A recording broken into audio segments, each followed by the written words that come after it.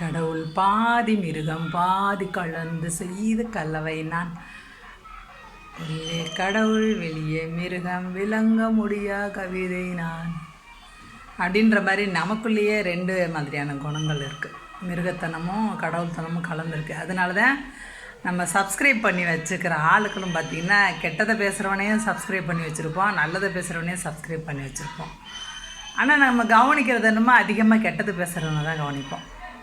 ஒரு பக்கம் பைல்வான் மாதிரியான ஆட்கள், இன்னொரு பக்கம் என்னென்னா ட்ரோல் பண்ணுறேன் ரோஸ்ட் பண்ணுறேன் அப்படின்ற மாதிரி ஆட்கள். நீங்கள் நினச்சி பாருங்கள், நம்மளை யாருன்னா சின்னதாக எதுனா ஒரு வார்த்தை சொன்னால் நம்மளால் தாங்கிக்க முடியுமா? எவ்வளோ கோவம் வரும். அது எத்தனை நாள் நினச்சிட்ருப்போம். ஆனால் யாரோ ஒருத்தவங்கள யாரோ ரொம்ப கேவலமாக பேசும்போது அதை நம்ம என்ஜாய் பண்ணுறோம். பார்த்திங்களா, அது எவ்வளோ பெரிய தப்பு. தமிழ் பக்கேஷன் விக்கி நமக்கு தெரியும். அந்த பையன் நல்லா படித்த பையன், என்ஜினியரிங் படித்த பையன்.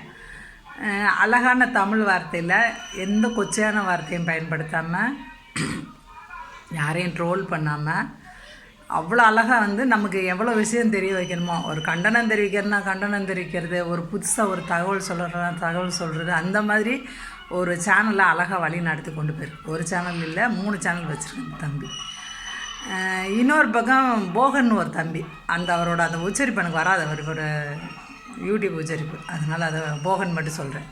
அவரும் நமக்கு நிறைய தகவல்களும் சொல்லுவார். அந்தந்த நேரம் இப்போல்லாம் வெள்ளத்தை பற்றி அவர் பேசிகிட்டு இருக்கார். இவங்களால் நமக்கு எவ்வளோ நன்மை நினச்சி பாருங்கள். இவங்களாம் தேவதைகள் நமக்கு. இப்போ இந்த ப்ளிப் அப்படின்றவங்க, அவங்கள மாதிரி நிறைய பேர் இருக்காங்கனாலும் இவங்க இன்னும் முதல் இடத்துல இருக்கிற மாதிரி எனக்கு தெரியுது, ப்ளிப். ஏன்னா அவங்க கெட்ட வார்த்தையை ரொம்ப சுலபமாக பேசுகிறாங்க. அப்போ இவங்களே நம்ம பார்க்குறோம், அவங்களே நம்ம பார்க்குறோம். நமக்கு எப்பயுமே எது தப்பான விஷயமோ அந்த விஷயத்து மேலே தான் ஆர்வம் அதிகமாகும்.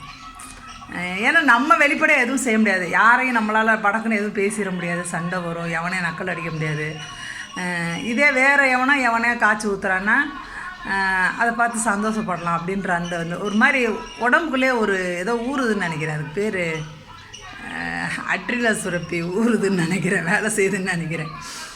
அதனால ஒரு மாதிரி போதையாயிருது நமக்கு. அதனால அவங்கள என்ஜாய் பண்ணுறான். ஆனால் இது தொடர்ந்துக்கிட்டே இருக்கும்போது, வருஷக்கணக்காக அது நடந்துக்கிட்டே இருக்கும்போது, நம்மளே அவங்கள மாதிரி ஒரு மிருகமாயிருவோம். அவங்க கூட அப்படி தப்பிச்சு போயிடுவாங்க. அவங்க நோய் பரப்பிகள்னு வச்சுக்கோங்களேன். நம்மக்கிட்ட கெட்ட சிந்தனையை, யாரையுமே மதிக்கக்கூடாது, எவனையும் கேவலமாக நினைக்கணும், அப்படி இப்படின்னு எல்லாத்தையும் மண்டைக்குள்ளே ஏற்றி வச்சுட்டு அவன் எஸ்கேப் ஆயிடுவான். நம்ம அவனாக வாழ்ந்துட்டுருப்போம். ரொம்ப நாள் கழித்து தான் அதோட பாதிப்பே நமக்கு தெரிய ஆரம்பிக்கும். அது வரைக்கும் தெரியாது. அதனால் முடிஞ்ச வரைக்கும் நல்லதை பேசுகிறவங்கக்கிட்ட அவங்களோட இது அதிகமாக நம்மளை சுற்றி இருக்கிற மாதிரி நம்ம பார்த்துக்கணும். அவங்களோட வைப்பு அதிகமாக இருக்கிற மாதிரி பார்த்துக்கணும். தப்பாக பேசுகிறவங்கள முடிஞ்ச வரைக்கும் கண்டிக்கணும். அவங்கள ஃபாலோ பண்ணவே கூடாது எப்பயுமே. ஏன்னா நம்மளே தப்பாக பேசுகிற ஆளுக்க, நம்ம பேசாத கெட்ட வார்த்தையை அவன் பேசிட போகிறேன், அந்த அறிவு முதல்ல வேணும். நம்மளால் பேச முடியுமா? நம்ம சுற்றி வேறு எவங்கிட்டே பேச முடியாட்டாலும் வீட்டில் இருக்கிற ஆள்கிட்ட நம்ம பேசுவோம்ல. இங்கெல்லாம் பொம்பளைங்க பயங்கரமாக கழுவி ஊற்றுறாங்க, கேட்க முடியல, அவ்வளோ மோசமாக இருக்குது. அப்புறம் நான் என்ன சொல்ல வரேன்னா, இந்த ப்ளிப்புன்றவங்க 2 பேரும் ஓரினச்சேர்க்கையாளராக இருப்பாங்களோ அப்படின்னு எனக்கு ஒரு டவுட் வருது. அவங்க எப்பயுமே ஆசான வாய் பற்றிலாம் பேசுகிறாங்க, ஆயி பற்றிலாம் பேசுகிறாங்க. ஓரினச்சேர்க்கையாளர்கள் தான் அந்த ஏரியாவை பயன்படுத்துவாங்கன்னு நான் கேள்விப்பட்டிருக்கேன். 2வது பார்த்திங்கன்னா, அவங்க ஒரு முக்கியமான இந்த அப்படின்ற மாதிரி ஒரு இதை சொல்கிறாங்களா, அது பெண்ணோட அந்தரங்க பாகம், ஆணோட அது பொதுவான பாகம் கிடையாது, ஆசான வாயே கிடையாது. அவன் சொல்கிற வார்த்தை ஆசான வாய் கிடையாது, பெண்ணோட அந்தரங்க பாகத்தை தான் அவன் திருப்பி சொல்லிக்கிட்டே இருக்கான். அது எல்லோரும் வேறு பயன்படுத்துகிறாங்க. வேறு யூடியூபர்ஸும் யாரையாவது கலாய்க்கணும்னு நினச்சாங்கன்னா அந்த வார்த்தையை பயன்படுத்துகிறான் அப்படின்னு பயன்படுத்துகிறான். ஆனால் அது பெண்ணோட அந்தரங்க பாகம். அந்த அறிவு கூட இல்லாமல் அவன் திருப்பி அதை சொல்லிக்கிட்டு இருக்கான். அதை மற்றவங்களும் அதை வேறு ஆசன வாய் நினச்சிக்கிட்டே உட்காந்துட்ருக்காங்க. நீங்கள் சொல்லுங்கள், பீன்றது கேவலமாக நினைக்கிறோன்னு வச்சுக்கோங்களேன். நம்ம எதோ சாப்பிட்றோம், விதவிதமாக என்ன வெரைட்டியாக சாப்பிட்டாலும் அது கடைசியில் அதுவாக தான் மாறி ஒரு வேளை நமக்கு ஆய் போக மாட்டேங்குதுன்னு வச்சுக்கோங்களேன். மலச்சிக்கல் ஆயிடுச்சுப்பா, ஆய் போக மாட்டேங்குது. நம்ம நிலமை என்ன ஆகும்?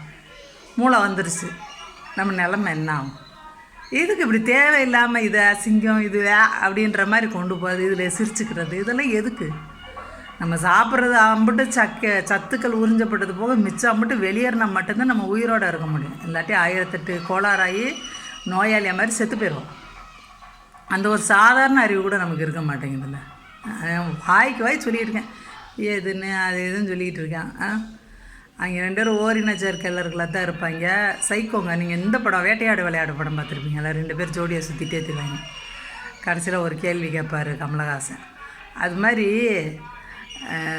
இயல்பில் அவங்க நார்மல் கிடையாதுங்க. அதுங்க வந்து சைக்கோ. என்ன வேணால் திறமையாக இருந்துட்டு போட்டுமே, திறமையானவங்களாம் சைக்கோவாக இருக்க மாட்டாங்கலாம் அவசியம் இல்லை. யார் வேணால் சைக்கோவை மாற முடியும். அதனால் முடிஞ்ச வரைக்கும் அவங்கள தவிர்த்துருங்க. அவங்களால நீங்கள் கண்டிப்பாக பாதிக்கப்படுவீங்க. நீங்கள் அவங்கள தொடர்ந்துக்கிட்டே இருக்கீங்கன்னு வச்சுங்க, உங்களுக்கு கெட்ட வாரத்தெல்லாம் பேசணும்னு தோணுச்சுன்னா பாத்ரூமில் வெயிட் பண்ணுவீங்களா, போய் ரெஸ்ட் ரூமில் போய் உட்காந்து கிடப்பீங்களா, அந்த நேரம் நீங்கள் பாட்டுக்கு உங்களுக்கு தோன்ற கெட்ட வாரத்தெல்லாம் பேசிக்கோங்க. காதெல்லாம் குழுன்னு இருக்கும், முடிச்சுக்கோங்க. எவனோ ஒருத்தன் கெட்ட வார்த்தை பேசுனா அதை கேட்டு சிரிக்கணும்னு நினைக்காதீங்க. அது எவனோ ஒருத்தனை ட்ரோல் பண்ணுறது, அதெல்லாம் ரொம்ப பெரிய தப்பு. அது நல்லதுக்கு இல்லை. நம்மளை வந்து நம்மளோட புத்தி அம்பிட்டையும் சாக்கடையாக மாற்றி வச்சிடும். இப்போ புரியாது நமக்கு, ரொம்ப நாள் கழித்து புரியும். அப்போ நம்ம வயசே தொலைச்சிட்டு உட்காந்துருப்போம், யாருக்கு உதவாமல் இருப்போம். யார்கிட்டயாவது நம்மளை அனுபவத்தை பகிர்ந்துக்கிற கூட நம்மக்கிட்ட ஒன்றும் இருக்காது, எம்டியாக உட்காந்துட்ருப்போம். அதனால் முடிஞ்ச வரைக்கும் இந்த மாதிரி தீவிரவாதிகளை தவிர்த்துருங்க, சரிங்களா? என் வீடியோலாம் கம்மியாக தான் போகும், எனக்கு நல்லா தெரியும். ஏன்னா நான் ட்ரோல் பண்ணுறது என்னை பார்க்குற மக்களை ட்ரோல் பண்ணிக்கிட்டு இருக்கேன். நீங்கள் வந்து எவனோ ட்ரோல் பண்ணுறத பார்த்து சந்தோஷப்படுவீங்க. நான் போடுற வீடியோலாம் என்னை பார்க்குற உங்களை ட்ரோல் பண்ணிக்கிட்டு இருக்கிற மாதிரி இருக்கும். அதனால அது வியூஸ் கம்மியாக தான் போகும். அதனால அது வீடியோஸ்லாம் கெட்டு போகிற பொருள் இல்லைல்ல. பார்த்துக்கோங்கப்பா, மனசை பத்திரமா பார்த்துக்கோங்க. மனசு நல்லா இருந்தால் தான் வாழ்க்கை நல்லாயிருக்கும்.